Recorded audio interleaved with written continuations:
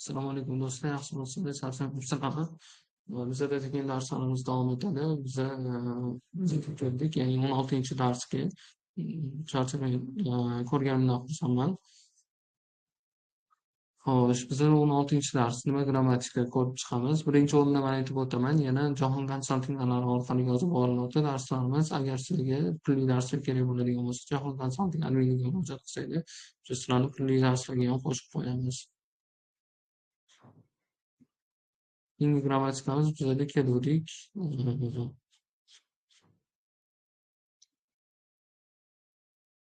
Biza 3-farqga keldik. Hungary degan farq, ya'ni koreys tilida o'qiyman degan mavzuda bo'ladi bu darslar. Shu mavzu ostida grammatikalarni birgalikda ko'rib chiqamiz. Bizada so'zlar berilgan. Chada uxlamoq fe'li, bu yerda fe'llar berilgan. Bizada fe'llarni ko'rib chiqamiz. Birinchi bo'lib chada uxlamoq, hada o'qimoq, hada ishlamoq, hada sport bilan shug'ullanmoq, hada sport bilan shug'ullanmoq, hada uyga vazifani bajarmoq, hada uyga vazifani bajarmoq,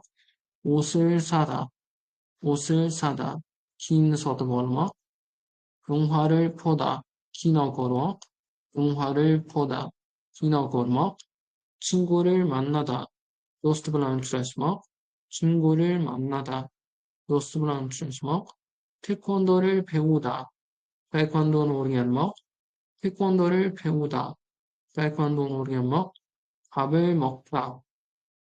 먹다, ovqat yemoq, 커피를 마시다, coffee ichmoq, 책을 읽다, kitob o'qimoq bo'ladi va bizada yana so'zlar berilgan.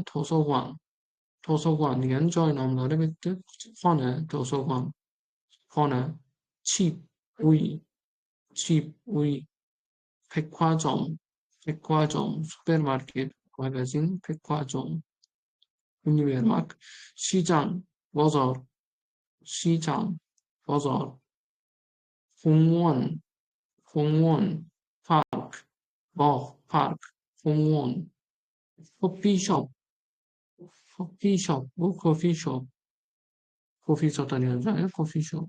극장 keyingi so'zimiz, 극장 kinoteatr, 학교 maktab, 식당 restoran, oshxona, 식당, 회사 firma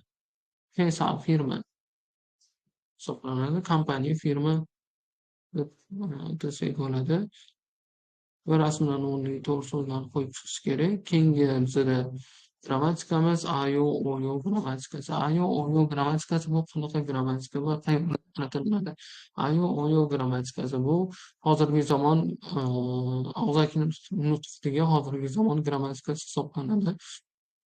Bu fe'llarga nisbatan qo'llaniladi. Misol uchun 학교에 가요, 공부해요 yoki boshqa xuddi shunaqa qo'llaniladi. Misol uchun AYO grammatikasi qachon qo'shiladi? Agar fe'lni tarkibida, misol uchun qada fe'lida a bor, a bilan o bilan tugasa AYO grammatikasi qo'shiladi. Qolgan barcha holatlarda, barcha o'ringa keladigan holatlarda OYO grammatikasi qo'shiladi. Misol uchun 공부해요 deb savol berilyapti. O'qiysizmi? deyilyapti. Ne, 공부해요. Ha, o'qiyman deyilyapti. Keyingisida Steven'ın 지금 차요. Steven hozir uxlaydi. Steven'ın 지금 차요. 뭐 해요? 공부해요. 뭐 먹어요? deyilyapti. 뭐 해요 degani nima qilyapsiz degani. 공부해요 o'qiyapman. 뭐 먹어요? nima yeyapsiz deyilyapti. Bu grammatika asosan hozirgi zamon grammatikasini bildiradi. O'zbek tilida man qilaman, man degan ma'noni bildiradi.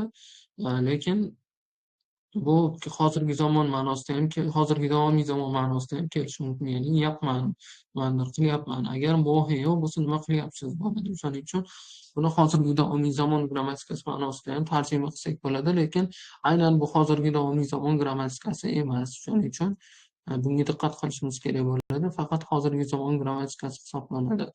Muammo-go'yo nima yeyapsiz, lekin hozirgi zamonda ham keladi. Hozirgi davomiy zamonda ham keladi. Prima pogo pogi vaqatchi yagi he poseyo.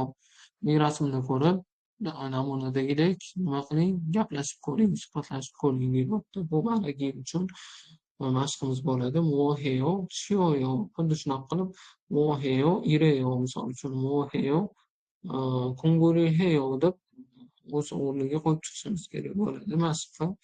Xuddi shunaqa qilib xuddi shunaqa mashqqa o'z o'rniga qo'yib chiqib, yakunlab qo'ysak bo'ladi va bu grammatikamiz ham shu yoqqacha edi. Ya'ni ayo-oyo grammatikasi. Ayo-oyo grammatikasi o'zbek tilida man degan ma'noni bildiradi. Qilaman, boraman, ketaman, ko'raman degan ma'nolar, man degan ma'noni bildiradi va hozirgi zamon grammatikasini ifodalaydi. Ya'ni og'zaki nutqda, og'zaki degani norasmiy uslubda, ya'ni albatta norasmiy uslubda hozirgi zamon grammatikasini ifodalaydi va fe'llarga nisbatan qo'llaniladi. Bugungi grammatikamiz shu yoqqacha edi. Charchamayman, sog' bo'ling.